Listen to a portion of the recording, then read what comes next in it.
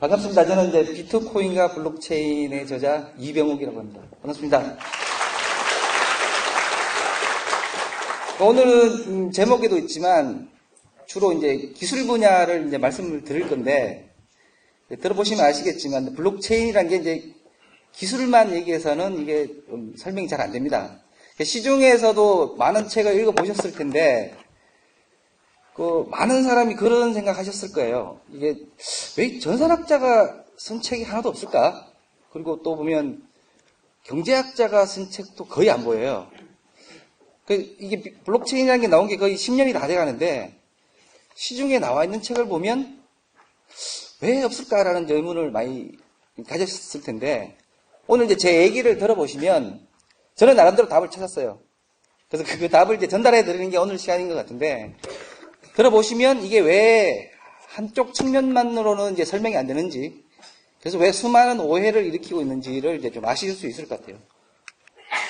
잠깐 이제 제 소개를 하면, 아까 잠깐 말씀하셨지만 저는 이제 전산학을 전공했습니다. 전산학은 석사까지 했는데, 원래 이제 학부는 이제 물리로 들어갔다가 중간에 좀 바꾸긴 했지만, 그래서 이제 전산학을 전공하다 보니, 예전에 97년도였죠. 아마 모르실 분이 많으실 것 같은데, 스마트폰의 전신으로 이제 핸드헬드 PC라는 게 있어요. 손바닥만 한 거였는데, 그 핸드헬드 PC를 이제 차세대로 생각해서 전 세계가 좀 뛰어들었습니다.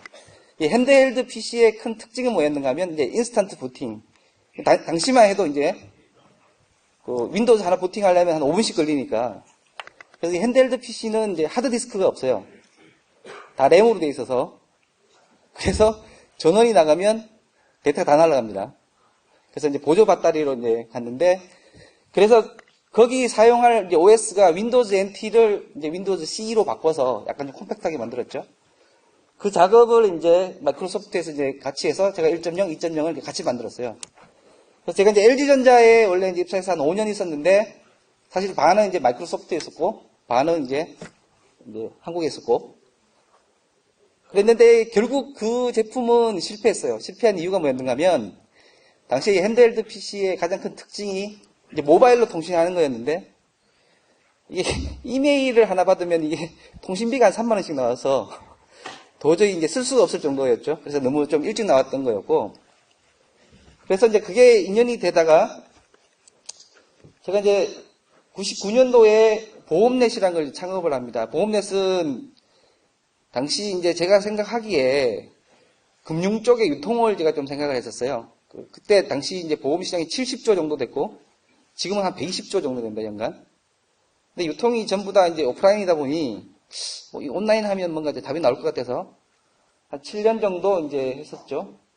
그래서 그때 당시에 기억하실지 모르겠는데, 99년도에 자기 이제 생년월일만 집어넣으면 11개 보험사 이제 보험료가 실시간으로 이제 비교가 됐는데, 이게 이제 우리나라는 이제 금융업법이 일사일물 일가제예요. 다시 말해서 이제 상품 가격이 안 바뀝니다.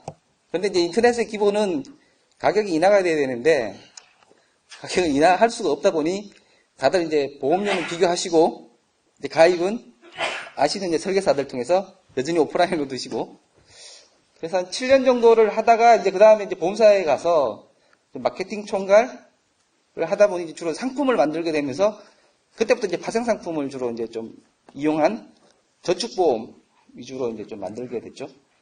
그래서 실제로는 전산을 전공했지만, 전산을 한 건 한 5년이고, 물론 이제 보험넷도 약간 이제 인터넷이니까, 근데 대부분의 시간은 사실은 이제 금융 쪽에 있었어요. 그래서 이제 원래는 이제 전산을 전공했지만, 전산을 기본으로 해서 이제 금융 쪽에 계속 좀 있었었고, 그래서 저희가 나름대로 책을 좀 많이 냅니다. 그래서 저희는 한 키워드가 3가지인데, 아까 말씀하신 빅데이터 기반의 머신러닝, 그 다음에 통계, 그 다음에 이제 블록체인을 기반으로 이제 책도 내고 이제 역서도 내고 하는데, 어쩌다 이제 블록체인을 내다 보니, 원래 기본은 이제 머신러닝 쪽이었는데, 최근에는 이제 블록체인 때문에 강연도 많이 다니고, 오히려 이제 이쪽으로 더 많이 좀 쏠리게 됐습니다. 시중에 많은 책들이라든지, 전문가라는 사람들의 강연도 많이 뭐 들어보셨을 것 같기도 한데, 저도 나름대로 책을 한번 찾아봤어요. 이게 이제 국내 서점 사이트 중에 나름대로 제일 잘 나가는 사이트, 이제 비트코인이라고 키워드를 넣으시면 아주 잘 팔리는 상위 5개의 책이 이 오른쪽에 있어요. 요새는 이제 미리 보기를 하니까 책을 직접 안 사봐도 내용을 알 수 있는데, 제일 위로 보면 뭐 비트코인은 국가나 기관으로부터 독립된 화폐다라는 주제로 이제 책이 한 권 나와 있고, 두 번째는 이제 비트코인 1억 간다 나와 있고, 뭐 쭉쭉 나와 있어요. 네 번째 보면 앞으로 20, 30년은 이제 비트코인 가치가 충분히 유지된다. 그리고 마지막은 금하고 유사하다. 뭐 이렇게 돼 있어요. 그래서 제가 이제 좀 궁금했습니다. 도대체 어떤 분들이길래 이런 걸 다 예측하실 수 있나? 근거가 뭘까? 그래서 좀 봤더니 이 쓰신 분들이 화폐교육 지도사, 저는 처음 들어봤어요. 이러고 보니까 이제 영어 학원장도 계시고 한의사도 계시고 디지털 트렌드 전문가라고 또 계시더라고요. 그래서 좀 생각했죠. 아, 이분들이 어떻게 저걸 아실 수 있을까? 근데 시중에 있는 책들이 보면 대부분 저런 식이었어요. 볼 책들이 없었어요. 그래서 좀 생각을 했죠. 왜 그럴까? 왜 소위 말하는, 물론 이제 반드시 그 분야를 전공을 해야 이제 잘 아는 건 아니지만 좀 이상하다. 좀 생각했죠. 외국의 사례를 또 봤어요. 봤더니 이제 존 맥아피라고 뭐 많은 분들 아실 것 같은데, 이제 쉽게 말하면 미국의 이제 안철수 씨쯤 되죠. 저기 바이러스, 미국에서 제일 잘 하는 바이러스 만든 존 맥아피가 뭐라고 했는가 하면 2020년에 이제 비트코인이 100만 달러가 된다라고 예측했어요. 그리고 더 윙클보스 형제 잘 아시나요? 그 페이스북이 자기 아이디어인데 하버드 대학 때 저커버그가 훔쳐갔다 해서 소송해서 제 기억으로 아마 한 700억인가 받았죠. 소송에서 이겨서. 이 사람들이 뭐라고 했는가 하면 앞으로 30배는 더 올라갈 거다라고 얘기를 했어요. 이게 한 달 전이거든요. 그럼 얼추 30배 정도 더 올라가면 이것도 한 5억, 6억? 그래서 제가 이제 기사를 더 읽어봤어요. 이게 근거가 뭐지? 했더니 이제 존 맥아피는 자기가 무슨 프로그램이 있답니다. 그런데 그 프로그램 돌려보니 그냥 100만 달러다가 전부였고, 윙클보스 형제는 이제 근거는 없는데 하여튼 자기들이 비트코인을 많이 가지고 있다가 전부였어요. 그래서 또 생각했죠. 이 도대체 뭘까? 라고 하고 있을 때 아까 잠깐 얘기했지만 저 JTBC에서 그때 이거 많은 분 보셨는지 모르겠는데 긴급 토론이라고 해서 많은 분들이 이제 토론을 했어요. 저 손 잘 안 되시는데.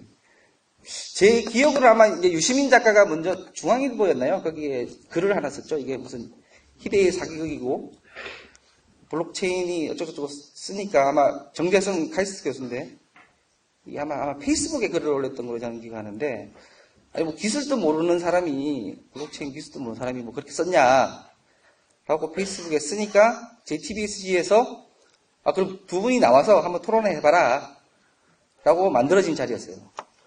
원래 프레임대로라면 유시민 작가는 말 그대로 이제 기술을 모르시는 분이니까, 그죠? 경제적 측면을 말씀하시고, 정재성 교수는 이제 기술을 대변하는 사람이 나왔으니까 기술 쪽을 얘기를 해야 되는데, 그때 방송 보셨나요? 유시민 작가는 기술을 얘기하고 정재성 교수는 경제적 측면을 얘기를 했어요. 잘 보셨으면. 근데 정 교수는 이제 물리과 출신이고, 그 다음에 뇌과학을 해서 이제 지금 뇌과학 쪽을 하고 있죠. 전산하고는 좀 거리가 먼 사람이에요. 그래서 저도 처음에 정재성 교수가 왜 기술 쪽에 전문가로 나왔을까라고 좀 의구심이 들었는데, 더 웃겼던 거는 그래서 기술 쪽에 무슨 얘기를 하는지 계속 들어보려고 했는데, 미래의 화폐가 될 거다. 독립된 화폐가 될 거라고 해서 경제를 전공한 사람도 아닌데 막 그런 공방이 막 되고, 유시민 작가는 오히려 이제 기술적 결함을 계속 얘기했죠. 뭐 앞으로 채굴도 안 될 거고. 근데 또 처음 보는 분이 나와 계신데 저분 이력을 보니까 또 이제 소위 말하는 중개소를 하고 계신 분이더라고요. 그래서 또 이제 미래의 화폐가 된다라는 공방이 있었어요. 결국 이제 쉽게 말하면 우리가 접하고 있는 정보 중에 그럼 제대로 된 정보가 뭐가 있을까를 보면 이 트위터 CEO 아시죠? 잭 도시. 트위터. 비트코인이 결국 모든 통화를 대체할 거다라고 얘기를 이제 했어요. 얼마 안 됐습니다. 근데 저는 이제 제 책에 예언을 하나 한 게 2020년 7월 6일 아니면 2024년 7월 3일 아주 높은 확률로 비트코인이 사라질 거라고 예언했어요. 기술적 결함 때문에. 근데 이분은 이제 결국 모든 통화를 대체할 거라고 했는데 그러면 일단 비트코인이 살아있어야 대체를 할 건데 제가 분석하기는 아주 높은 확률로 그 두 날짜에 사라질 겁니다. 왜 사라지는지 제가 뒷부분에 다시 설명을 드릴 텐데 어쨌든 또 궁금했죠. 내가 보기에는 분명히 기술적 결함 때문에 사라지게끔 되어 있는데 결국 모든 통화를 대체할 거라고 해서 근데 아시다시피 잭 도시는 또 경제 쪽으로는 아무 상관없는 사람이죠. 그리고 이 토마스 리라는 사람 그 기사를 우리나라 기사를 아주 유심히 보시면 상당히 자주 등장하는 사람이에요. 항상 이제 비트코인 예찬을 하는데 어쨌든 이 사람도 장기 보유하랍니다.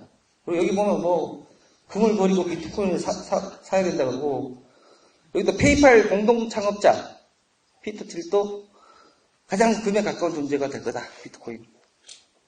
근데 다 보면 그 전망하는 이유가 안 나와 있어요. 그냥 주장은 있는데 여러분 2002년도 5월 16일에 땡땡 경제에 나온 실제 기사거든요.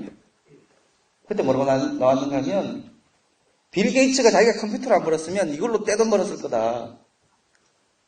이처럼 외국에서 이거는 정말 신유통기법인데 한국에서 이 관료들이 알지도 못하는 관료들이 이 기술을 다 죽이고 있다 라고 기사가 났어요. 요 땡땡땡이 뭔지 아시는 분 있으면 맞추시는 분한테 제가 선물하는 예? 인터넷? 아 죄송합니다. 아닙니다. 실제 2002년도에 우리나라에 다단계에 들어왔을 때 그때도 말이 많았죠. 이게 이제 뭐 미래의 신기술, 신유통기술이라는데 다단계는 그나마 이 구조가 좀 간단해요. 조금만 들여다보면 수학적 결함이 바로 나옵니다. 뭐냐면 수요 공급이 무조건 무한대로 가정돼 있어요. 그러니까 트리가 한 4개 정도 레벨만 올라가면 이게 익스포넨셜 되기 때문에 숫자가 안 맞아요. 쉽게 들통이 났죠. 거기에 비해서 블록체인은 좀 말들은 많은데 좀 비슷한 형국이에요. 거기다가 하나 더 가세하는 게 최근에 빌 게이츠가 비트코인이 화폐보다 낫다라고 인터뷰를 했답니다. 이게 블룸버그 인터뷰라고 해서 제가 직접 찾아봤어요. 혹시 보신 분 있는지 모르겠는데 실제 기사는 이렇게 났거든요. 땡땡일보에서. 제가 블룸버그를 직접 찾아보니까 기자가 물었어요. 비트코인에 대해서.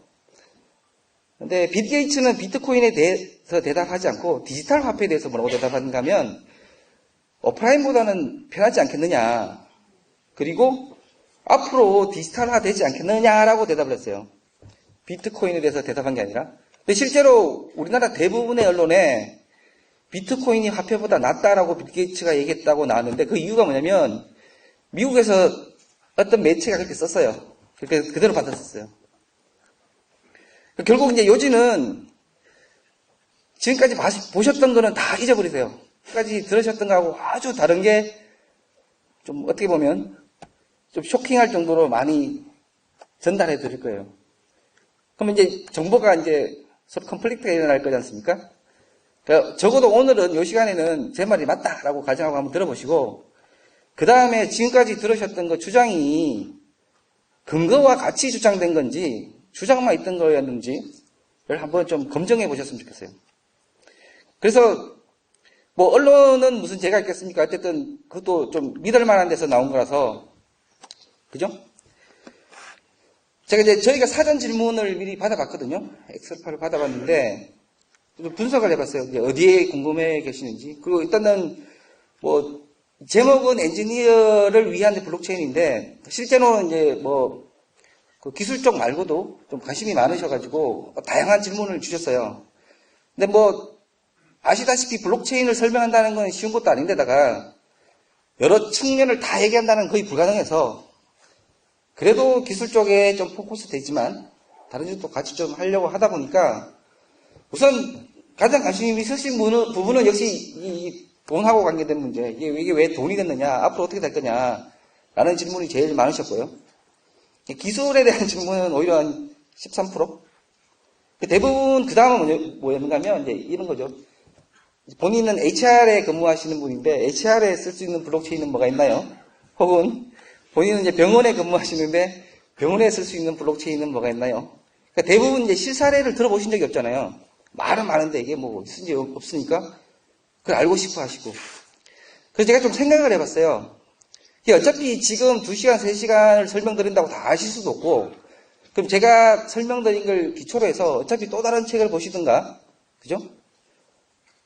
아니면 또 다른 공부를 하셔야 되기 때문에 오늘은 순서를 제가 여기 나온 Q&A에 대한 답변을 먼저 드릴 거예요. 답변을 먼저 들으시면 어떤 분들은 이제 답변을 다 들었으니까 이제 강의 들을 필요 없이 나가셔도 되는 분도 있겠지만 어쨌든 질문에 대한 yes, no는 들으실 거예요. 그죠? 먼저. 근데 yes, no가 이제 이해가 안 되더라도 뒷부분에 일단 답을 안 상태에서 제 이제 강의를 들으시게 되기 때문에 훨씬 더 이게 좀 도움이 되지 않을까 해서 먼저 나오셨던 질문 중에 아주 좋은 질문 그리고 꼭 아셔야 될 질문들을 먼저 제가 답변을 먼저 드리고 지금 제가 답변 드릴 때는 이해를 못 하셔도 돼요. 그리고 당연하죠. 왜냐하면 아직 설명된 게 하나도 없으니까. 지금까지 아셨던 기초 지식으로 그냥 yes, no를 들으시고 그 다음에 계속 이어지는 강연에 yes, no가 왜 그런지 근거를 계속 찾으시면 될 것 같아요. 제일 많이 나온 질문이 뭐였는가? 암호화폐와 블록체인은 분리할 수 없나요? 라는 질문인데 당연히 분리할 수 있고 아무 상관없어요. 그래서 지금 이제 많은 업계에서 이 블록체인을 좀 표준화하려는 이제 움직임이 되게 많죠. 그 중에 대표적인 게 이제 리눅스 재단에서 하는 이제 하이퍼레저라고 들어보셨는지 모르겠는데 하이퍼레저가 이제 대표적인 거예요. 그러니까 하이퍼레저의 기본은 블록체인의 거품 다 걷어내고 기술 부분만 해서 표준화 좀 모듈화를 하겠다라는 움직임이고 그죠? 그래서 하이퍼레저에는 이제 코인이라든지 이게 전혀 없죠. 기술 부분만 있는데 하이퍼레저를 이용해서 코인을 만드실 수도 있어요. 물론 지금 이제 향후에 제가 계속 말씀드릴 텐데 사실 제일 쇼킹하게 지금 말씀드릴 부분은 뭐냐면 블록체인은요 스타트업이 할 수 있는 기술이 아니에요. 대기업이 써야 되는 기술입니다. 왜 그런가 하면 뒷부분에 제가 설명드릴 거고요. 스타트업들이 대기업의 시스템을 구축할 때 뭐 구축은 해줄 수 있겠지만 자기들이 만들 수 있는 시스템은 아니에요. 그걸 자기들이 만들려고 하니까 코인을 발행하고 이런 이상한 광기가 좀 흘러온 거거든요. 근데 문제는 제일 처음 시작된 비트코인이 그렇게 했어요. 코인을 발행했으니까. 코인을 발행 안 되면 비트코인이 안 움직여요. 채굴을 안 하니까. 그래서 그걸 보고 분리할 수 없다라는 이제 말이 안 되는 논리가 나왔는데 요지는 일단 지금은 yes, no만 알면 되고 나머지는 근거는 뒤에 보시면 되니까 일단은 분리할 수 없나요? 당연히 분리할 수 있죠. 아무 상관없습니다. 블록체인은 해킹이 불가능한 기술인가요? 라는 질문이 이게 이제 블록체인의 어떤 좋은 장점 중에 하나라고 얘기했는데 사실은 조금 표현은 잘못됐어요. 블록체인은 해킹이 가능하죠. 그리고 해킹이 오히려 더 쉽죠. 근데 해킹에서 안전해요.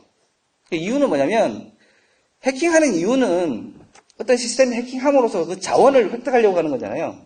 뭐 돈이 됐든 정보가 됐든. 그러면 어떤 해킹하려는 그 컴퓨터가 어떤 자원을 많이 가지고 있어야 되는데 집중된 시스템은 목표가 뚜렷하죠. 해커들이. 해킹하면 되니까.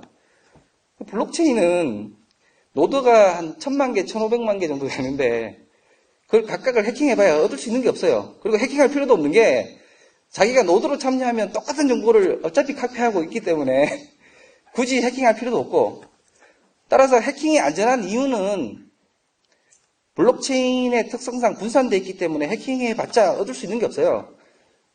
그래서 해커들이 굳이 해킹할 이유가 없죠. 그리고 1500만 개 되는 이제 노드 중에 한 10,000개 정도 해킹해봐야 얻을 수 있는 정보가 다 똑같죠. 어차피 똑같은 정보를 카피해서 분산해서 가지고 있으니까. 그래서 기본적으로 해커들이 그 해킹할 동인이 없어요. 근데 각각 노드를 놓고 보면 당연히 중앙 집중 시스템에 비해서는 엄청나게 해킹하기가 쉽죠. 개인 컴퓨터를 해킹하면 되니까. 그래서 해킹이 불가능하다는 게 아니라 해킹 자체가 원천적으로 무의미한 시스템으로 만들어서 해킹에서 아주 안전하게 된 게 블록체인이에요. 따라서 기존 시스템에 비해서는 당연히 거의 적은 비용으로 해킹해서 아주 안전해진 시스템이 블록체인이죠. 블록체인은 이전 시스템과 비교 단점이 없나요? 단점이 무지 많죠. 그러니까 많은 분들이 잘못 알고 계신 게 이게 무슨 신기술이 돼서 없던 효용을 새로 만든다거나 완전 무결한 기술이라고 잘못 알고 계신데 블록체인은 상당한 단점이 많아요. 그 중에 가장 큰 단점은 유지 보수가 거의 힘듭니다. 생각해 보세요. 중앙 집중 시스템은 결함이 발견되면 어떻게 하면 은행 예를 들어보죠. 은행이 결함이 발견되면 사과 공지 띄우고 시스템만 몇 시간 스탑한 다음에 시스템 다시 업그레이드를 하면 되잖아요. 그죠?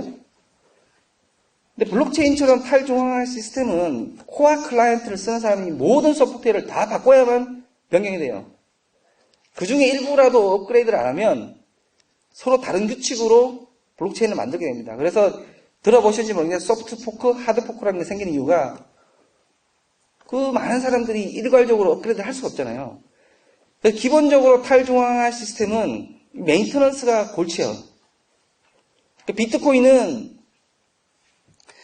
10년이 다 됐지만 수많은 결함이 리포트되고 지금도 그 블락 사이즈 때문에 느려야 된다고 하고 있지만 단 한 번도 지금 하드포크를 안 했어요. 지금 하드포크, 소프트포크는 제가 나중에 따로 설명드릴 테니까 모르셔도 되는데 제대로 업그레이드를 못했다고 보시면 돼요. 근데 웃긴 게 이게 중앙 시스템이 아니잖아요. 그죠? 그리고 소스가 다 공개되어 있어요.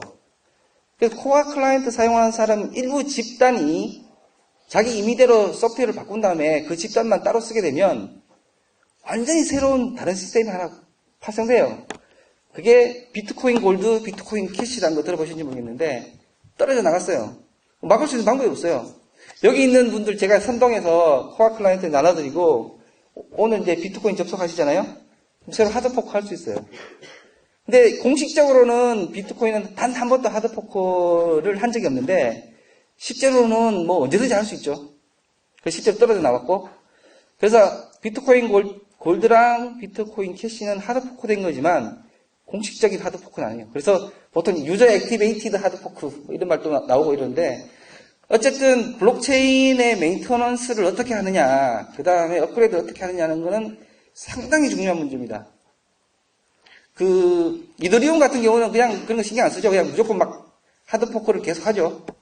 아니면 말고 식으로. 나중에 이제 소프트포크, 하드포크는 이제 보실 거고요. 어쨌든 중요한 거는 단점이 없나? 단점이 무지 많죠. 그래서 장점이 있는 부분만 살려야 돼요. 블록체인은 해킹이 어려운데 부도화폐가 왜 발생하는지 궁금합니다. 블록체인은 어떻게 보면 공유 경제죠. 서버 한 놈이 하던 일을 이제 N명이 나눠서 하잖아요. 그래서 블록체인이 돌아가려면 기본적으로 N명의 커뮤니티가 만들어져야 돼요.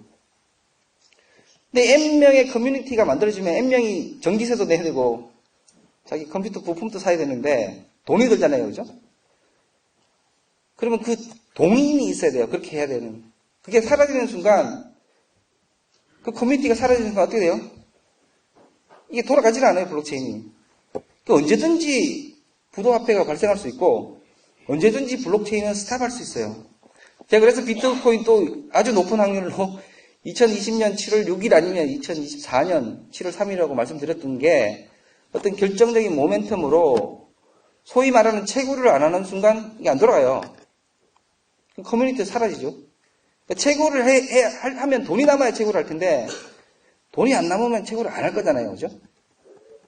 그래서 블록체인이 이게 지속 가능하냐 라는 문제 때문에 아까 제가 서두에 말씀드렸지만 이거는 스타트업이 할 수 있는 게 아니에요. 지속 가능한 모델을 찾아야 되는데 그 모델은 이제 나중에 같이 좀 알아보기로 하고요. 그래서 부도화폐는 언제든지 만들어질 수 있죠. 블록체인 데이터가 점점 커져서 1TB 이상 돼도 문제가 없을까요? 문제가 있죠. 그래서 블록체인을 스토리지에 이용할 수도 있고 응용에 이용할 수도 있는데 블록체인을 어디에 이용할 거냐에 따라서 이게 좀 많은 상황이 좀 달라질 수 있죠. 최초의 비트코인은 거의 스토리지 개념으로 보시면 돼요. 그러니까 거래 내역이 저장되어 있는데 스크립트를 쓰긴 합니다만은 이제 소유권을 확인하는 아주 단순한 스크립트가 들어있죠. 거의 기록 개념이에요. 그래서 지금 비트코인 데이터를 다 받으려면 한 180기가 정도를 받으셔야 돼요. 세월이 한 10년 흘렀죠. 근데 제대로 된 시스템을 스토리지 위주로 하게 되면 점점점 이게 커질 거고, 이 커진 거를 모든 노드가 다운받아야 되는데 이게 현실적으로 쉽지가 않아요. 따라서 스토리지 개념을 할 때는 과거에 나온 이력을 전부 기록할 것이냐, 아니면 어떤 특정 윈도우를 줘서 몇 년만 할 것이냐라는 문제도 나와야 되고, 이걸 어떻게 그러면 기록할 거냐가 아주 크리티컬한 문제입니다. 이 질문을 누가 주셨는지 모르겠는데 아주 중요한 핵심적인 질문을 주신 거예요. 그래서 현재의 비트코인의 기본 개념은 모든 데이터를 발생한 시점부터 지금까지 거의 한 2억 9천만 개 정도의 지금 트랜잭션이 만들어졌는데 그 데이터를 다 기록해요. 그게 180기가입니다. 그래서 이거는 이제 나중에 블록체인을 설계할 때도 상당히 크리티컬한 문제라서 아주 신중하게 고려하셔야 되는 문제예요. 그럼 결국 비트코인은 사라지고 다른 걸로 대체될 거라고 보시는가요? 예, 당연히 저는 이제 그렇게 보고요. 지금 이제 하나 좀 역설적인 부분은 비트코인 블록체인하고 이더리움 블록체인을 제외한 나머지 블록체인은 이게 원래의 블록체인 개념으로 볼 수 있느냐라는 게 이제 분석이고, 그런 관점에서 이제 비트코인이 블록체인을 구현했을 때 몇 가지 이제 그 개념만 바꾸면 비트코인도 아주 계속 이제 영속은 할 수 있죠. 문제는 아까 말씀드린 이유 때문에 이 업그레이드를 못해요. 결함이 발견돼도. 그리고 지금 좀 치명적인 문제는 제가 나중에 계속 좀 설명을 드릴 텐데, 결국은 이제 비트코인이 갖고 있는 가장 큰 문제가 이제 많이 들어보시겠는데 작업 증명이라는 거잖아요. 작업 증명이 기본적으로 이제 많은 에너지를 써서 일부러 그게 이제 위변조 방지를 위해 많은 에너지를 쓰게끔 돼 있는데, 이게 문제는 디터미니스틱 구조예요. 소위 말하는 결정적 구조예요. 그래서 랜덤 구조가 하나도 없기 때문에 에너지를 많이 넣으면 반드시 이기게끔 만들어 놓고, 그 난이도를 또 조절한 것 때문에 그래서 헤어나지를 못해요. 그래서 지금 아까 제가 비트코인이 한 1500만 개 정도 노드가 있다고 말씀드렸는데 실제로 90%는 채굴을 단 10개 업체가 합니다. 1500만 개 노드 중에 실제 모든 블락의 90%를 10개 업체가 해요. 그리고 단 3개 업체가 전체 블락의 52%를 지금 채굴하고 있어요. 이 3개 업체는 전부 다 중국 업체고, 나머지 10개 업체도 중국이 직접적으로 지분을 100% 가지고 있든지 다 간접적으로 가지고 있어요. 바꿔 말해서 세계 블록의 90%는 중국이 지금 만들고 있어요. 중국이 작년에 한 해 동안 채굴한 거를 환산하면 13조 원 정도 됩니다. 채굴 얻은 돈이. 근데 13조 원이 뭐하고 같은가 하면 우리나라 작년에 은행들이 다 벌어들인 돈이 13조 원이에요. 그래서 채굴은 지금 열심히 하고 있죠. 돈이 되니까. 근데 채굴을 열심히 하는 이유는 비트코인이 가치가 올라갔으니까 지금 열심히 하고 있는데, yes, no를 말씀드리면, 예, 비트코인은 사라질 거라고 보는데, 그 이유는 이제 뒤에 설명을 드릴 거고, 그 일부예요. 3부로 나눠지는데, 일부가 이제 비트코인 블록체인을 해부하는 부분인데, 그때 좀 더 자세히 보시는 걸로 하죠. 비트코인과 이더리움의 차이점과 공통점은 무엇인가요? 예. 그러니까 이더리움은 말 그대로 이제 조금 잘 만든 암호화폐죠. 그러니까 이더리움이 나올 시점에 이 친구 이제 비탈릭 부테린이 보기에 비트코인의 이제 결함을 아주 잘 봤던 것 같아요.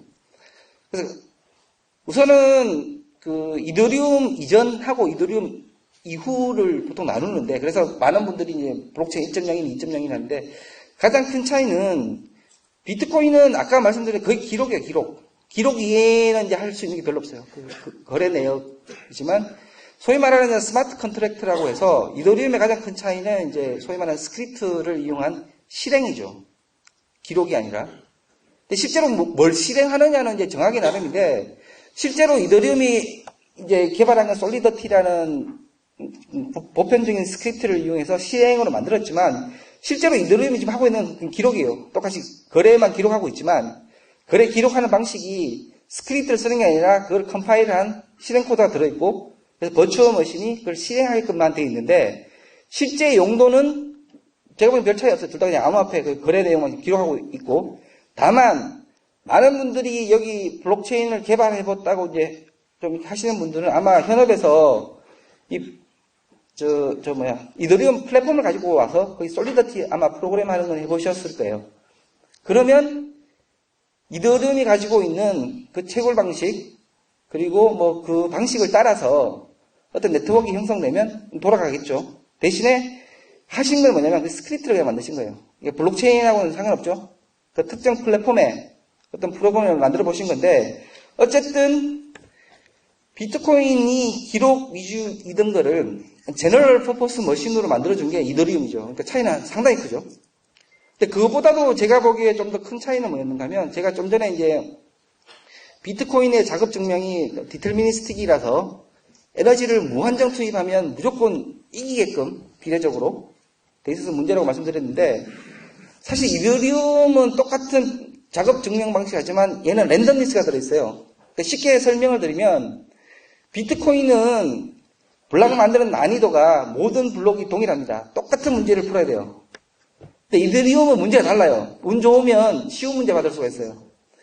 그래서 많은 분들이 채굴을 할 때 비트코인보다도 이더리움에 많이 몰리시고, 상대적으로 이더리움의 수익을 많이 낼 수 있는 이유는 뭐냐면, 여기 아까 약간 랜덤리스 때문이에요. 그래서 무한정 에너지를 투입해서 이게 수익이 안 맞을 수도 있어요. 비트코인은 완전 좀 다르죠.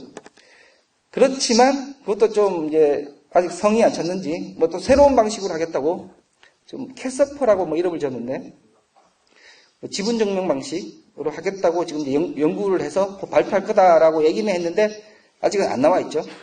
그 뒤에 제가 다시 잠깐 설명을 드릴 거예요. 뭐 작업 증명이 뭔지, 뭐 지분 증명이 뭔지, 그게 뭔지에 설명을 드릴 거고.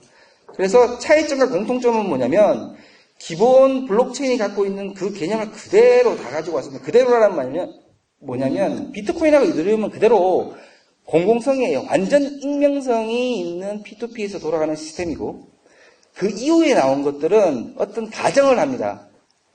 예를 들어서 이 완전 익명의 완전 공공이 상업적에 반드시 필요하냐는 건 또 다른 문제죠. 지금 하이퍼레즈가 그 대표적 예인데, 사실 그 비즈니스 관점에서 만들 때는 완전 익명이라기보다는 클라이언트라든지 리테일러를 대충 알잖아요, 그죠? 그래서 약간의 컨디션을 완화하더라도 상관없거든요. 그래서 예전에 이제 이더리움하고 비트코인은 완전 익명성이 있는 P2P에서 어떤 솔루션을 찾으려고 계속 했던 거라고 하면, 최근에 나오는 건 계속 컨디션 좀 바꿔요. 그래서 뭐 요새 가장 많이 들어보셨는지 모르겠는데, 프랙티컬 비잔틴 폴트 톨러런트라는 얘기를 요새 많이 쓰는데, 쉽게 얘기하면 뭔가 컨디션을 계속 주는 거예요. 그 이유는 상업적으로 쓰려고 생각하면 이게 이제 학문적인 호기심하고는 좀 다르니까, 그죠? 그래서 비트코인과 이더리움의 가장 큰 공통점은 똑같은 개념, 똑같은 철학을 가지고 있지만, 이더리움은 스마트 컨트랙을 구현했고, 그 다음에 약간의 랜덤리스를 집어넣어서 POW가 갖고 있는 그 무한정 에너지를 잡아먹는 걸 많이 개선했고, 그래서 많이 나왔죠. 그 뒤로 이제 뭐 많은 분들이, 어떤 사람은 3.0이 4.0이 하면서 3.0은 그 지분증명 방식은 3.0이던데, 그거는 뭐 그 사람이 그렇게 나눌 수도 있겠지만, 지분증명 방식이 마치 차세대의 새로운 방식처럼 말을 하는데, 아직도 지분증명 방식이 뭐 POW보다 낫다라기보다는 컨디션이 다른 거예요, 완전히.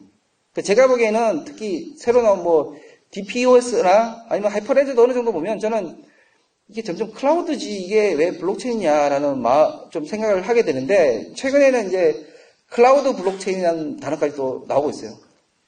어쨌든 좀 더 보죠.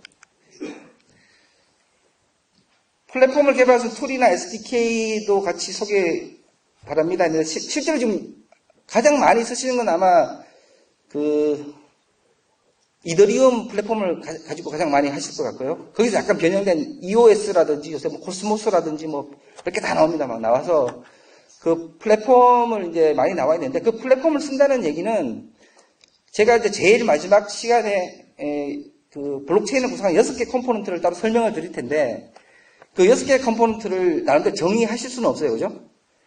채굴 뭐 메커니즘이라든지 모든 거는 있는 걸 그대로 쓰실 수밖에 없는데 단지 아까 말한 스마트 컨트랙터만 이제 바꾸실 수가 있기 때문에 사실 제한적이죠.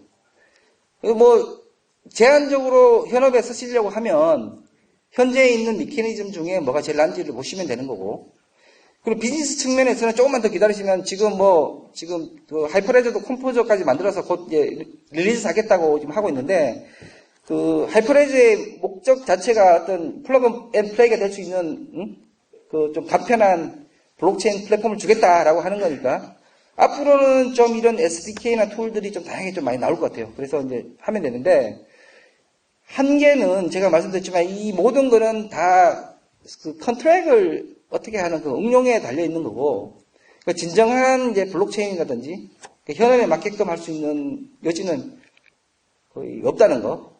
그런 이제 한계는 좀 있죠. 저는 이게 상당히 좋은 질문이라고 생각하는데, 그 사토시 나카모토가 그 발표한 9장짜리 논문을 직접 읽어보신 분이 있는지 모르겠는데, 거기 보면 막 열변을 토해요. 막 은행에 무슨 한이 맺힌 사람처럼 뭐 해주는 것도 없는 놈들이 왜 이렇게 수수료 많이 받아가냐, 이런 놈들 없어져야 된다. 그리고 뭐 거래가 한번 일어나면 됐지 뭘 이걸 또 정정하고 무슨 중재가 왜 하냐, 그래서 비가역적이어야 된다라고 막 열변을 토하고 있는데, 누가 질문하신지 모르겠는데 아주 정확하게 보셨어요. 금융업은 중재가 꼭 필요합니다. 쉬운 예로 예를 들어서 계좌 이체를 할 때 계좌번호를 잘못 보내면 돈을 잘못 보냈잖아요. 그죠? 누가 중재를 해줘야 되는데, 비트코인은 완전 P2P죠. 중재를 할 수 없어요. 애시당초. 제가 최근에 읽은 책에 보면, 거기 보면 설문조사를 했는데, 물론 이제 거래소라는 걸 이용해서 이제 비트코인을 거래하는 사람 대상으로 이제 설문조사를 했는데, 미국에서 설문조사한 건데, 그 키 있잖아요. 그 키가 있어야 비트코인을 거래를 하는데 22.5%가 키를 분실한 적이 있다는 거죠. 키를 분실한다는 의미는 뭐냐면, 키는 이제 로지컬한 건데, 자기 스마트폰이 물에 빠졌다. 그러면 복구가 안 돼요. 그럼 자기 갖고 있는 비트코인 다 날아갑니다. 그래서 22.5%가 실제로 비트코인을 날렸고, 그거는 회복할 수 있는 방법이 없어요. 아무도 못 찾습니다. 그 비트코인 자기가 거래하던 지갑에 비밀번호를 잊어버린다. 그럼 그 비트코인 다 날아가요. 뭐 콜센터가 있는 것도 아니고. 기본적으로 비트코인을 비롯한 암호화폐는 일반인이 쓸 수 있는 암호화폐가 아니에요. 너무 어려워요. 계속 백업을 해야 되는데, 전산하시는 분들도 백업 잘 안 하시잖아요, 보통. 계속 백업을 해야 되는데, 백업도 해야 되고, 그 개념도 알아야 되는데, 그게 일반인이 쓸 수 있는 절대 화폐가 아니에요. 그래서 금융의 특성상 중재자가 필요 없다는 것은 아주 조금 맹점이에요. 그래서 이 부분은 뒤에서 제가 다시 특별히 좀 말씀을 드릴 거고요. 그 다음에 이제 코인과 토큰의 차이를 이제 명확히 알고 싶습니다. 그래서 저도 이제 코인과 토큰의 차이를 명확히 알려줘야 되겠다라고 이제 계속 이제 생각하고 있는데, 그렇다고 어디 뭐 정의가 나와 있는 건 아니죠. 제 구분법은 이래요. 지금 이제 다시 뒷부분에서 다시 이제 제가 다시 설명드리겠지만, 제가 앞서 블록체인은 스타트업들이 할 게 아니라고 말씀드린 게 여기에 이제 물려 있는데, 코인은 기본적으로 발행하고 그걸 소지한 사람이 자유롭게 거래할 수 있는 메커니즘까지 만들어져 있죠. 비트코인은 자기가 트랜잭션 시키게 할 수 있잖아요. 그죠? 토큰은 발행되면 그걸 개인이 트랜잭션 할 수 있도록 만들어서는 안 돼요. 블록체인이 언제 유용할 수 있는가 하면요, 지금 그 중앙집중 시스템의 유지보수 비용이 큰 기업 같으면 거의 몇 천억씩 듭니다. 이 중에 가장 많은 부분은 뭐냐면, 데이터 리커버리 해야 되니까, 그죠? 뭐 서울에 있으면 대전에 그 복제센터 만들어야 되고, 유지 인력이 있어야 되고, 그다음 시큐리티 소프트 있어야 되고. 그래서 이 시큐리티 때문에 드는 비용이 수천억이에요. 근데 만약에 이제 그 시큐리티 센터를 블록체인으로 만들어서 그 메인터넌스 비용이 안 든다라고 하면 기업 입장에서는 한 1,000억 이상 절감이 되는 거잖아요. 그럼 그 절감된 1,000억 중에 뭐 500억 정도는 절감을 하고 나머지 500억을 토큰으로 줘야 돼요. 왜냐? 블록체인이 돌아가기 위해서는 커뮤니티가 형성이 되고, 커뮤니티가 형성돼서 자발적으로 참여한 노드가 자발적으로 참여할 수 있게 뭔가를 줘야 되는데, 지금의 방식은 뭐냐면, 그죠? 스타트업이 블록체인 하나 만들고 코인 발행한 다음에 이 코인을 현금화하는 건 너네가 알아서 하라고 던져버리죠.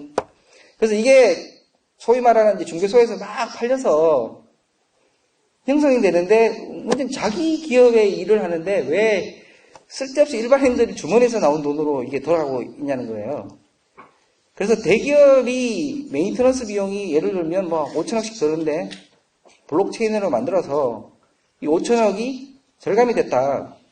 그럼 나머지를 나눠야죠. 그래서 블록체인은 기본적으로 공유 경제 상생 커뮤니티를 보시면 돼요. 이 부분은 뒤에서 다시 좀 말씀드릴 텐데, 따라서 참여한 사람들한테 토큰을 발행해서 주고 그 토큰을 가지고 오면 등가의 돈이라든지 아니면 이렇게 지급을 해주면 돼요. 다만 이 토큰을 마음대로 주고받고 이렇게 하는 순간 그냥 암호화폐가 돼버리고 코인이 돼버린 거예요. 그 다음에 이제 블록체인 기술이 송금 시스템인 스위프트를 대체할 수 있는 시기는 언제인가요? 그리고 실물 금융기관의 생존 전략은 무엇인가요? 근데 스위프트는 모르시는 분도 많이 계실 거예요. 나중에 이제 금융결제의 지급결제 시스템을 제가 따로 좀 설명을 드릴 거고요. 각 나라는, 우리는 이제 흔히 은행끼리 이제 자금이 쉽게 왔다 갔다 하고 생각을 하시는데, 중간에 금융결제원도 있고 그 위에 한국은행도 들어와 있어요. 우리나라는 이제 금융결제는 그 일을 하고 있고, 미국에도 있죠. 미국은 칩스라고 하는 이제 우리나라로 따지면 이제 클리어링 하우스가 따로 있고. 근데 나라하고 나라 사이에는 하나의 지급결제 시스템에서 다른 지급결제 시스템을 갈 때 쓰는 시스템이 하나 프로토콜이에요. 여기 저거 방카슈랑스 전문 아시죠? 전문으로 생각하시면 돼요. 그러니까 한 나라에서 다른 나라로 갈 때 공이 스위프트라는 프로토콜을 이용해서 이체라든지 송금을 지금까지 가능적으로 해왔어요. 스위프트는 이제 본사는 벨기에에 있고, 물론 이제 비용을 내겠죠. 그래서 스위프트가 최근에 왜 계속 말이 나오는가 하면, 리플이라고 들어보실지 모르겠는데, 리플이 자기들 기술 기치로 내세운 게 뭐냐면, 우리가 스위프트를 대체해서 거의 돈이 안 드는 방식으로 국제 송금을 하겠다라고 나온 게 리플이에요. 그리고 또 코인을 발행했죠. 1,000억 개 발행해서 지금 팔고 있는데, 이 웃긴 게 뭐냐면, 리플은 그 기술 백서를 보면 단 한 번도 블록체인이라는 단어가 안 나와요. 그리고 스스로 자기들은 블록체인이 아니라고 얘기해요. 그리고 자기들은 암호화폐가 아니라고 합니다. 제가 아까 말한 토큰이라고 얘기해요. 근데 지금 암호화폐 중개소에 가면 시총이 3위죠. 이더리움 다음이에요. 암호화폐로 팔리고 있고, 스위프트를 대체하겠다고 자기들은 이제 분산 원장이라는 단어만 써요. 그래서 보시면 아는데 블록체인으로 하기에는 좀 거리가 멀죠. 왜냐하면 블록체인의 기본은 탈중앙화여야 돼요. 그러니까 분산하고 또 탈중앙화는 좀 다르고, 그 부분은 뒤에서 다시 보겠지만, 분산 시스템 맞는데 탈중앙화 시스템 아니에요. 많은 부분이 사기업인 리플이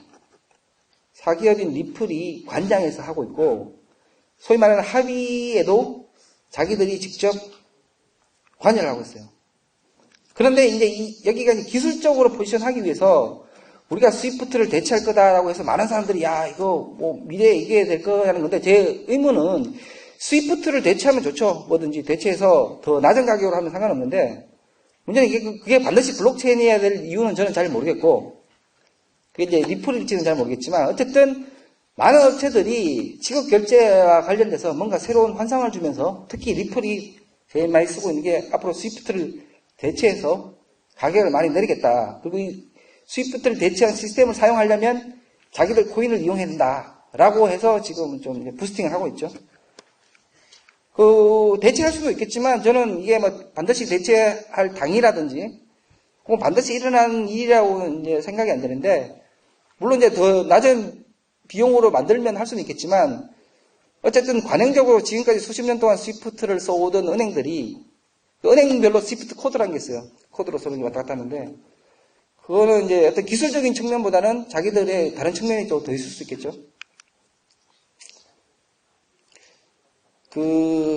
제가 생각하는 이상향은 어떤 모습인가요? 하셨는데, 사실 이제, 제가 얘기하는 건 순수 이제 블록체인 기술을 말씀드리는데, 의문은 이거죠. 그럼 왜, 그건 학문적인 뭐 어떤 호기심인지는 몰라도, 실제 실용성에 있어서는 반드시 그럴 필요는 없어요. 반드시 탈중앙할 필요는 없죠. 그죠? 그러니까, 유래로 보면 어떤 분산이든지 중앙집중이든지 한 시스템보다는 항상 융합한 하이브리드 시스템이 항상 더 좋은 효과를 냈기 때문에 이 블록체인도 실제로 커머셜한 목적으로는 두 개가 융합된 하이브리드 시스템으로 나올 거라고 봐요. 그 가장 좋은 한 예가 하이퍼레저고, 근데 하이퍼레저는 제가 보기엔 너무 이쪽으로 가서 저게 블록체인으로 불러대나 할 정도까지 너무 가긴 했지만, 어쨌든 간에 이제 현업에서 썼을 때, 그죠? 제가 보는 이상향은 그런 퍼포스로 나가는 부분이랑 또 하나가 코인을 발행해서 블록체인이 돌아가게끔 만든다는 거는, 이거는 3부에서 따로 얘기를 하시죠. 성공적인 블록체인 응용 사례에 대해서는 저도 알고 싶어요. 아직은 저도 이제 뭐 듣기는 많이 들었는데, 성공적인 사례에서 들으려면 조금 이제 더 기다려야 될 것 같고, 좀 쉬운 응용 사례는 있죠. 그러니까 블록체인이 크게 두 가지를 보면, 블록체인이 줄 수 있는 효용을, 하나는 뭐냐면, 아까 말씀드렸죠. 유지 보수 비용이 무지 들던 게 유지 보수 비용이 안 드는 방향으로 개발하는 게 한 가지 방법이 있고, 또 한 가지가, 사실 뭐 우리가 국가정보원이라든지 아니면 은행에 있는 데이터를 신뢰를 진짜 할 수 있을까요? 왜냐면 해킹에는 자기들이 많이 이제 뭐 완벽하게 돼 있다고 하더라도 내부자가 조작하는 거는 막을 수가 없잖아요. 그죠? 그래서 블록체인의 크게 두 가지 효용을 보면, 하나는 유지보수 비용을 완전히 낮추는 방향, 또 하나는 비용하고 상관없이 정말 불변성의 데이터가 필요한 부분. 그래서 지금 뭐죠? 지금 월마트인가요? 어디 그쪽에서 뭐 축산물 이력이라든지, 또 하나 좋은 아이디어가 뭐 중고차 이력, 마일리지. 어쨌든 투명성을 주니까, 여기 요 텀을 또 파고든 게, 들어보셨어요? 스티밋이죠? 스티밋이 또 이 틈을 파고들어서 블로그를 막 까면서, 근데 또 그것도 또 코인은 또 왜 반응했는지 모르겠지만, 그래서 많은 사람들이 이제 열광하고 있는데, 크게 보면, 현재 이제 불변성을 뭐 피치로 내세워서 나온 업체는 되게 많지만, 그 비용 절감을 통해서, 아까 제가 말한 비용 절감을 통해서 다시 상생하는 모델은 단 하나도 없어요. 왜냐면, 비트코인도 그랬지만, 스타트업이 하면 돈이 어디 있어요. 그리고, 새로 만든 시스템은 비용 절감이라는 게 없죠. 새로 만들었으니까. 그러니까, 기존 시스템이 대체되면서 비용이 절감돼야 그런 상생 모델이 나올 텐데, 아직은 없죠. 그런 관점에서는 오히려 이제 돈이 많은 금융기관이라든지, 이쪽에서 블록체인을 이제 도입하면서 상생 모델로 가는 그 한 모델이 있을 수 있고, 또 하나는 비용에 상관없이 어떤 절대적인 데이터의 신뢰성을 주고 싶다라고 할 때 이제 크게 두 부분을 볼 수가 있겠죠.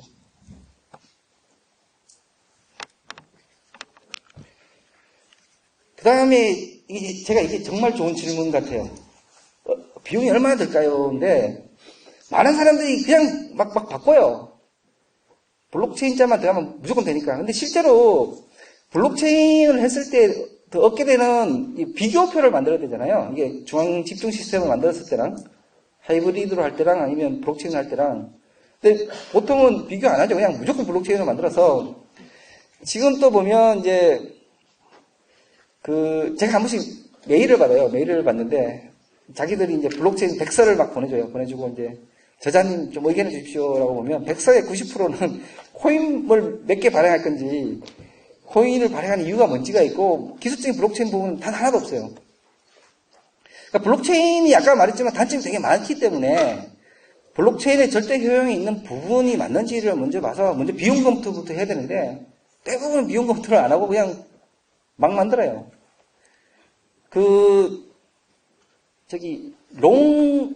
롱 아일랜드 아이스드 티라는 칵테일이 있는데 혹시 아시나요? 이게 럼이랑 보드카 이런 걸로 만든 40도짜리 술로 만든 엄청나게 센 칵테일이 있어요. 되게 달짝지근한 건데, 뉴욕의 이제 롱 아일랜드에 가면 롱 아일랜드 아이스티 코퍼레이션 회사가 하나 있거든요.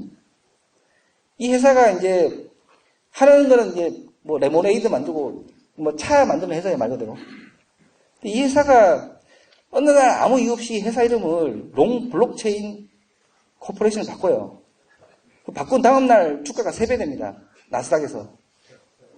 그리고는 그 주가가 그대로 유지됐어요. 한 달 뒤에 나스닥에서 경고를 받았죠. 언리스트 하겠다고, 쫓아내겠다고. 사람들이 보통 이제 많은 부분은 그 단어가 주는 오해, 명칭이 주는 오해인데 특히 블록체인이 그래요. 우리나라만 그게 아니라 단지 그 이름 하나 바꿨다고 주가가, 미국에는 이제 상한가, 하한가가 없으니까 하루 만에 거의 3배 되는 그런 시대에 지금 살고 있죠. 그리고 이제 많은 이제 경제 쪽에 아까 30% 하신 부분이 이제 독립된 완전화폐다. 그리고 뭐 수수료도 없고 환율도 없다고 제가 뒤에 보여드릴 텐데 이 수수료 때문에 못 써요 도저히. 환율이 없다고 했는데 실제로 없는지도 나중에 한번 보시죠. 그 기축통화가 될 거라는 이 부분은 제가 2부에서 따로 좀 말씀드리고, 그리고 이제 비트코인이 저는 제일 많이 들었던 의문이 비트코인이 금보다 낫다라고 한 건 못 받고 다 금보다 같대요. 그럼 금보다 같으면 금을 사면 되지 왜 비트코인을 사지? 라는 생각 좀 많이 했는데 그렇지 않나요? 근데 대부분의 논리는 뭐냐면 한정되어 있답니다. 그냥 한정되어 있어서 금하고 같다. 근데 실제로 이게 한정되어 있나요? 왜냐면 비트코인은 2100만 개만 나온다고 말씀 많이 들었잖아요. 그죠? 그럼 코어 클라이언트에 2100만을 적어놔서 그렇거든요. 그럼 내일이라도 커뮤니티가 만나서 야 우리 4200만 하자 하면 4200만 되는 거고, 또 2100만이 마음에 안 들면 아까 말씀드렸지만 그냥 하드포크 시켜서 안 되면 되는 데다가 이거 어차피 소스 다 공개되어 있는 거, 연금술은 실패했잖아요. 금은 복제를 못해요. 그죠? 그래서 전 세계 매장량까지 한 16만 톤 정도 지금 얘기하는데, 그래서 각국 정부가 한 3만 톤 정도 가지고 있답니다. 근데 복제를 못 하잖아요. 근데 얘는 쉽게 복제하면 되거든요. 2, 3, 4 뭐, 그리고 실제로 지금 1400개, 1500개 정도 암호화폐가 나와 있잖아요. 근데 왜 이 말이 왜 나온지 모르겠지만, 어쨌든. 그리고 95%는 사라지고 몇 개가 기축통화 역할을 할 것이다. 라는데 기축통화의 의미를 좀 잘 모르시고 얘기하신 것 같아요. 그리고 ICO가 되게 이제 말이 많은데, ICO는 뭐 따로 정확한 데피니션은 없죠. 뭐, IPO를 흉내내서 이제 ICO라고 해서 이제 코인 오퍼링으로 바꿔서 대체로 이제 어떤 회사가, 스타트업들이 대체로 주식을 주는 게 아니라 이제 초기 발행한 코인을 먼저 나눠주고, 그죠? 저가로 30% 할인해서 막 선전도 많이 하죠. 근데 ICO를 이제 우리나라가 금지한 것은 잘못이 있는데 사실은 ICO를 금지한 건 아니에요. 왜냐하면 ICO 정의 자체가 없죠. 데피니션 자체가 없기 때문에 ICO를 금지할 수는 없어요. ICO를 금지를 안 했지만 ICO를 못 하죠. 왜냐하면 이제 유사수신으로 이제 저희가 보니까 그죠? 그래서 실질적으로는 ICO가 금지되어 있는데 ICO 자체는 데피니션이 없기 때문에 ICO를 금지한 건 아니죠, 그죠? 그 중국도 마찬가지인데 이제 요지는 뭐냐면 우리나라 유수의 이제 법률 회사에서 열심히 요새 논문을 많이 쓰고 있어요. ICO를 활성화해야 된다. 근데 저는 좀 보는 시각이 상당히 부정적이에요. 왜냐면 제가 이제 사업할 때 저도 나름대로 펀딩 받고 했지만 그때가 이제 99년도였거든요. 지금 그때 비하면 요새는 크라우드 펀딩도 있고 뭐 여러 가지가 있는데 왜 굳이 ICO를 하면, ICO의 가장 큰 문제는 뭐냐면 암호화폐가 왔다 갔다 하면 이 회계 처리 기준이 없어요. 그럼 준법 기준도 만들 수가 없기 때문에 투자자를 보호할 수 없어요, 이거는. 그리고 왜 코인을 왜 발행하는지, 코인을 갖고 있다고 그 회사를 지배할 수 있는 건 아니잖아요. 주식을 가지고 있으면 10%를 지배할 수 있지만 코인을 10% 갖고 있다고 그 회사를 10% 지배할 수는 없죠. 비트코인을 아무리 많이 갖고 있어도 비트코인 시스템에 영향을 미칠 수는 없죠. 비트코인 가격에는 영향을 미칠 수 있겠지만. 따라서 뭐 제가 보는 시각에서는 ICO는 당연히 안 하는 게 맞다고 봐요. 물론 이제 다르게 하는 아까 말한 여러 법률가들께서 국회에서 여러 번 세미나까지 하셔가면서 이제 ICO가 필요하다고도 하시는데, ICO를 안 해서 스타트업이 뭐 요새 제대로 뭐 못 크고 있다라고 하는데, 저는 그게 근본적인 문제가 아니라 우리나라 스타트업이 기본적으로 잘 안 돼요. 왜냐하면 내수 시장이 너무 작아요. 그래서 웬만큼 좋은 아이디어로 스타트업을 해도 돈이 안 돼요. 기본적으로 이걸 극복할 수 있는 방법은 어떻게 실리콘밸리로 와서 창업하는 수밖에 없어요. 아니면 이제 나중에 통일이 돼서 우리가 인구가 한 1억 정도가 되면 그때 내수가 되면 아마 활성화될 건데 중국은 보세요. 좀 시덥잖은 아이디어가 나도 워낙 내수 시장이 크다 보니까 더 활성화되지만 그게 이제 근본적인 원인이지 오히려 제가 보기에는 ICO 한다고 쓸데없이 돈이 나가서 다른 정상적인 기업들이 제대로 지금 투자를 못 받아요. 저도 이제 친구들 창투사에 있는 애들 보면 다 4차 산업 펀딩 이래서 1,000억씩 갖고 있는데 이걸 넣으려면 블록체인자가 들어야 되고 이러다 보니까 오히려 다른 기업들이 상대적으로 좀 투자를 좀 못 받고 있는 제 사견입니다.